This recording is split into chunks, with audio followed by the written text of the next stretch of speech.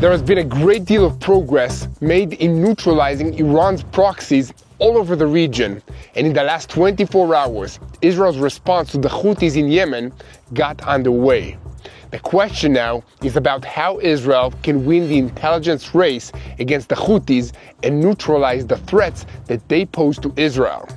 The leaders of the organization that has been launching ballistic missiles at Israel are trying to hide, but they will be found. Meanwhile, Israel sent a message to Syria's new regime that jihadists will not be tolerated in southern Syria. There is no safe haven for them, just as there was no safe haven for Hezbollah when they tried to hide in Syria. Meanwhile, terrorists attempted to carry out an attack in the humanitarian zone in Khan Yunis in the Gaza Strip, but they were struck down and one of the last remaining senior Hamas officials was eliminated. Additionally, the IDF has completed paving the Netzarim route. In a related development, the hostage deal negotiations are in jeopardy as Hamas has added new conditions and Israel fears the collapse of talks underway in Cairo. Israel is waiting for a list of hostages from Hamas, but Hamas has hardened its demands again, requesting an end to the war as a condition for implementing the first phase of the deal. We have a lot to talk about today, so let's dive into the details.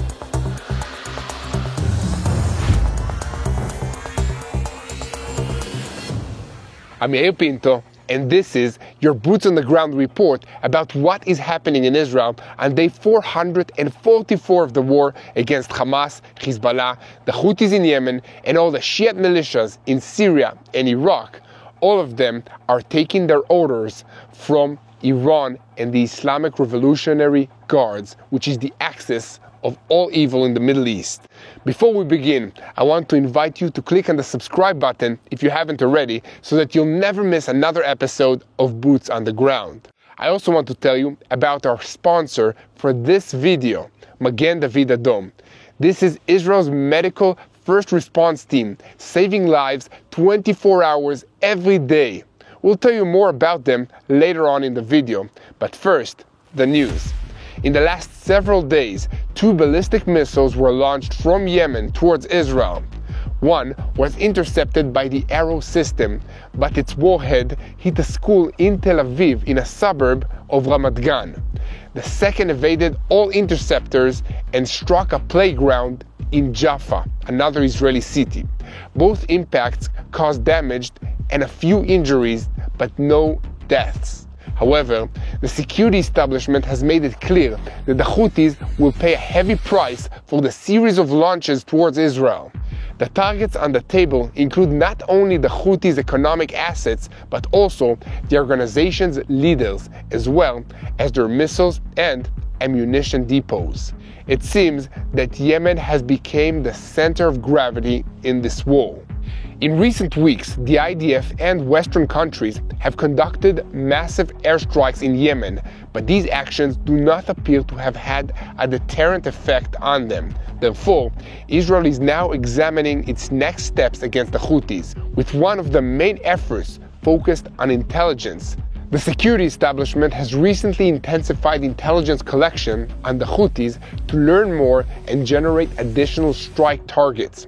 Intelligence is being gathered using satellites, various classified means, with the assistance of Israel's allies, including the United States. Potential targets range from military objectives such as launchers, production sites, and headquarters to symbols of governments, including senior militia officials.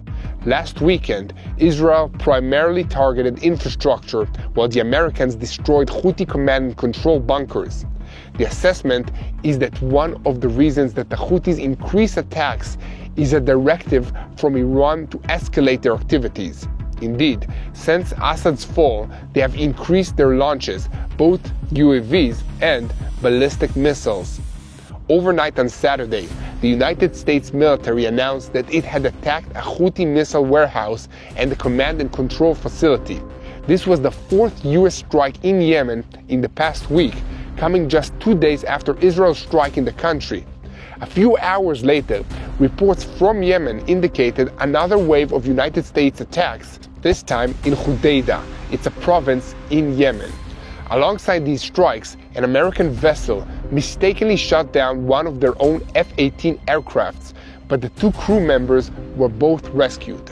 And over the last 24 hours, however, the American warships have been subjected to a large number of UAV attacks, suicide drones. Despite the high level of intense kinetic activity, it appears that the operations against the Houthis are being carried out cautiously and selectively. This is a global matter, not just an Israeli one, and candidly, this is a problem that the major powers should have taken care of a long time ago. That having been said, the Houthis are merely a proxy of Iran, and until Iran is directly confronted and candidly damaged in its nuclear, military, and economic infrastructure, as well as energy facilities and symbols of governments, the strategic objectives of fundamentally altering the regional system cannot be achieved. Here at TBN Israel, we will continue to report on every development in the war against the Houthis. You can help us by taking a second and clicking on the subscribe button if you haven't already. That helps us to reach more people. And if you want to get updates in between the videos, you can visit tbnisrael.com. You can also support our work by clicking the donate button on YouTube or by going to our website. Thank you. And now switching our focus to the northern border, the combat team of the 188th Brigade continues operations in the southern Lebanon region in accordance with the understanding between Israel and the internationally recognized government of Lebanon. The IDF spokesperson's unit issued a briefing in the last 24 hours, which included information about the activities of this unit. The briefing stated that the brigade's combat engineering discovered a bunker, a compound that contains 8 weapons depots above and below the ground, connected by a tunnel. The compound was found to have communications and electrical equipment, anti-tank missiles, explosives, and computers. The troops destroyed the compound and confiscated the weapons that they found. In addition, the troops discovered a firing position aimed at northern Israeli communities, inside of which they found a weapons depot. Now switching our focus again, slightly north and east to Syria. The man who has become the public face of what we'll call the new regime in Syria, Abu Muhammad al-Julani, claimed about a week ago that he has no intention of coming into conflict with Israel. We can now tell you that Jerusalem has passed a message to this new regime in Damascus, saying that Israel will not accept any attempt by jihadists to move down to southern Syria. Israel added a clarification. If we see that there is a responsible party in Syria, we will consider handing over the buffer zone to them. But as long as there isn't such a party, we will continue to provide for our security. In Monday morning's meeting of the Security Cabinet at the Northern Command, participants discussed the situation in Syria and Lebanon, delving deeply into the briefings that they received. The understanding in Israel is that the rebels are trying to present a certain image to the Western world, but Jerusalem remains wide-eyed regarding developments in Syria. Since the fall of Bashar al-Assad's rule and the security destabilization on the Syrian side, IDF forces have advanced to the buffer zone between the two sides, as noted, to neutralize threats. On the Lebanese El Mayadeen network, it was reported on Saturday from a source that the IDF has established 7 fixed positions along the border zone with Syria in the rural areas of Damascus, Dara, and Quneitra. The same source also reported that points 1 and 2, located in the Mount Hermon area, overlook Damascus and its western outskirts. In recent weeks, Syrian media portals have been providing ongoing coverage of IDF forces advancing towards Syrian villages, interacting with the local population, and conducting operations at various sites in the border area. Last Friday, there was an unusual incident in the western rural area of Dara, but according to a local report published yesterday morning, it seems that the IDF forces reached an understanding with the local residents. Meanwhile, residents recorded Israeli tanks and infantry patrols in several villages in the Quneitra area. Residents of the village of Jabta el-Kashab told Arab media portals that this is a sight that we haven't seen until recently. According to a report in the El Arabiya El Jadid media portal, the media activity includes taking over positions that until now were under the control of Hezbollah and the Syrian army. Suspected spies for Hezbollah were reportedly arrested in the city of El Bath, and major infrastructure and other work has been carried out in other villages in that location. This includes clearing areas that might provide cover for terrorist attacks on IDF positions and building positions that will allow the IDF troops to observe the approaches to the Israeli border and prevent attempts at terrorist infiltration into the Jewish state. Beyond the operations on the ground, in recent weeks, the Israeli Air Force has carried out hundreds of strikes on strategic weapons and manufacturing facilities that were left behind by the Assad regime. These had included military warehouses, air defense systems, fixed-wing fighter jets and helicopters, tanks, chemical weapons facilities, rockets, ballistic missiles, and more. The Hezbollah-linked El Mayadin media portal reported that the IDF established 7 fixed points in the buffer zone along the separation area in the rural regions of Damascus, Dara, and Quneitra. The IDF has denied reports in the Saudi media stating that the IDF gave an ultimatum for the evacuation of weapons in El Bat city in the Quneitra province. But at the same time, the IDF makes no secret of the fact that it is operating in various areas to search for weapons out of concern that they could end up in the wrong hands and be turned against Israel. With all of this rapid and sometimes confusing activity and different reports from different sources, one thing remains certain. Israel is acting to prevent a bigger crisis that could come in the wake of the security, political, and economic vacuum that was left behind by the disappearance of the Assad's regime.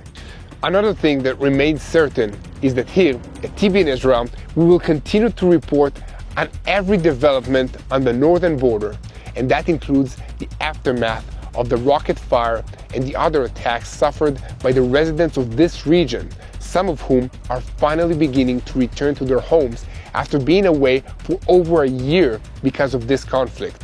But the north is not the only area that has suffered from rocket fire, and just in recent days, as I mentioned earlier in the report, residents of Israel's central region of Gush Dan near Tel Aviv came under ballistic missile fire from the Houthis in Yemen. Few people have been killed in these strikes, but many have been wounded by shrapnel or injured themselves or suffered from heart attacks while trying to run to a protected space. During these emergencies, the people of Israel know that if they get hurt, sick, wounded, or otherwise need any kind of help, they can count on the medical first response teams of Magen David Adom. Magen David Adom is the premier medical first response team in Israel, with over 35,000 workers. Most of them are volunteers. They usually arrive on the scene within 90 seconds of being called any medical emergency, whether it's a heart attack, an accident at the work, a terrorist attack, or a mother who is about to give birth. Using a fleet of ambulances, medicycles, helicopters, airplanes, and even small boats, Magen David Adom saves lives in Israel 24 hours a day, every day of the year. To carry out this vitally important work, Magen David Adom needs your help because their entire budget comes from donations. So if you want to make a donation, you can visit their website at www.savelifeisrael.com. Shifting our focus to the Gaza Strip, on Sunday evening, the Amman IDF intelligence unit identified a Hamas terrorist attempting to move through the humanitarian zone in Khan Yunis in the Gaza Strip and directed Air Force aircraft to monitor this movement. It was determined that the terrorist was in the process of preparing to attack IDF troops in the area, and so he was eliminated with a pinpointed airstrike. Before the strike, many steps were taken to minimize the harm to civilians in that location. Israel goes through this process knowing that it often deprives us of crucial military advantages, costs us a lot of money and efforts, and sometimes even the lives of our own soldiers. Despite this, Israel rarely gets any credit from the international media and even some governments who constantly accuse us of violating international law, committing war crimes, and other stuff. Meanwhile, the Hamas terrorist organization systematically violates international law, cruelly exploits the Gazan population and humanitarian corridors, and uses the civilians as human shields for terrorist activities. The IDF has stated repeatedly that it would continue to act with force and determination against any terrorist organization operating near civilian and public institutions. On that note, according to reports in Arab media portals, an IDF UAV attacked a vehicle on El Jallah Street in central Gaza City on Sunday in an attack that resulted in the elimination of 4 terrorists. Earlier on Sunday morning, the IDF dropped leaflets in the Bet Hanun area calling on the residents to evacuate. The IDF spokesperson's unit announced on Sunday evening that a reservist armored corps soldier from Battalion 429 Harel Brigade was severely wounded in a battle in central Gaza. The soldier was evacuated to a hospital for treatment, and we ask you to join us in praying for his recovery. Elsewhere, the IDF spokesperson's unit announced on Sunday that the combat team of the Kfir Brigade, under the command of the 162nd Division, continues to operate in northern Gaza after conducting the operation in Bet Lahia, during which many terrorists were eliminated and terror infrastructure above and below ground was destroyed. Just before we move on to the hostage deal negotiations, I want you to take a minute to share the truth about what's happening in Israel. 444 days since the war began, and our hostages are still in the hands of the horrific terrorists of Hamas. Yesterday, TBN Israel's own Mati Shoshani met with Sapir, a hostage who was released in the first hostage deal, yet her parents are still being held by Hamas in the Gaza Strip. You can see that interview and more next week in the latest episode of In Our Neighborhood. So click that subscribe button so that you won't miss it. Now, moving on to the ongoing negotiations over the deal to release the remaining Israeli hostages.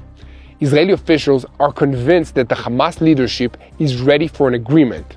However, difficulties remain. Security forces stressed that Hamas has not yet provided lists of hostages, even though that request was made some time ago, and they noted that this failure raises concerns that they do not really want a deal, or maybe they simply don't have the ability to deliver one.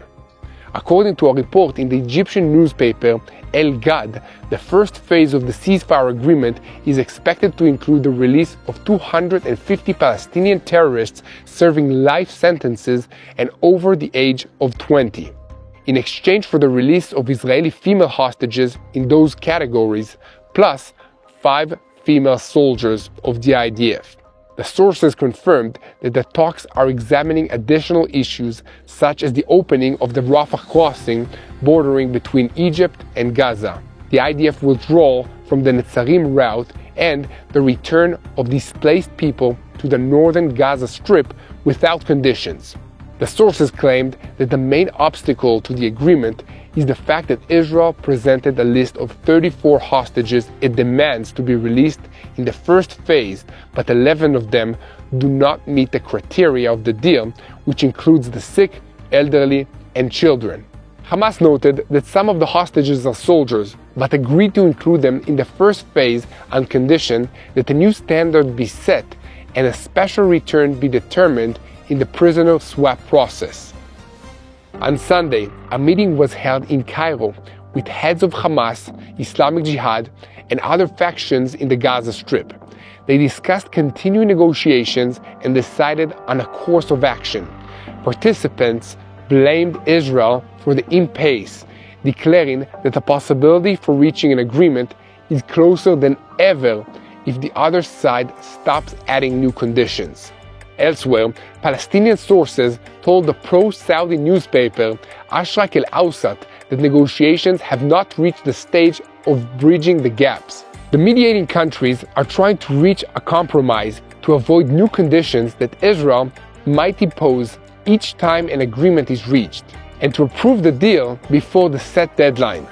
The sources stated that the most prominent condition is Israel's demand to receive a list of remaining living hostages when the first phase of the agreement ends, something the Palestinian side rejects, demanding that the list be presented in the second phase to prove that the negotiations are serious. A senior Israeli official said on Sunday evening that we need to stop the spin and tell the public the truth. The communication with Hamas is very poor. In recent days, Hamas has effectively backed away from the softening that led to the renewal of talks and again demands an Israeli commitment to end the war at the close of the deal as a condition for implementing the first phase. However, no responsible Israeli official agrees to this demand. As the Prime Minister said, ending the war is not on the table. Here at TBN Israel, we will keep reporting on every development in the negotiations for the release of our hostages who remain in the hands of Hamas's dreadful terrorists. So please continue praying for their return. We believe in a God that wants a personal connection with us. So when we pray for the hostages, I want to give you a face and a name. Idan Alexander was born in Tel Aviv and raised in Tenafly, New Jersey. He's a 20-year-old dual Israeli-American citizen, and after graduating from Tenafly High School in 2022, he moved to Israel to serve as a lone soldier in the Israeli Defense Forces, the IDF, joining the Golani Brigade. On October 7, 2023, during a Hamas attack near the Gaza border, Idan was captured and taken hostage. He managed to inform his mother, Yair, that he was safe before communication was lost. In November 2024, Hamas released a propaganda video featuring Idan, marking the first sign of life since his abduction. In the video, he appeared gaunt and delivered the messages to the Israeli Prime Minister Benjamin Netanyahu and United States President-elect Donald Trump, urging efforts for his release. Please continue to pray for the people of Israel, for the hostages to come home to Israel soon. Pray for the IDF soldiers wherever they are, in the air, at the sea, and on land, in Syria, Lebanon, the Gaza Strip, Judea and Samaria, or anywhere else. And most importantly, unite in prayer for the peace of Jerusalem. We serve an awesome God, and He will win the war, because God is on our side. Hello, this is Mati here in Jerusalem with TBN Israel. This is Yair Pinto from TBN Israel here in Jerusalem. TBN Israel is keeping viewers informed with Israel-focused news, culture, and what God is doing in this land. Support TBN Israel today online at tbn.org/Israel. Thank you.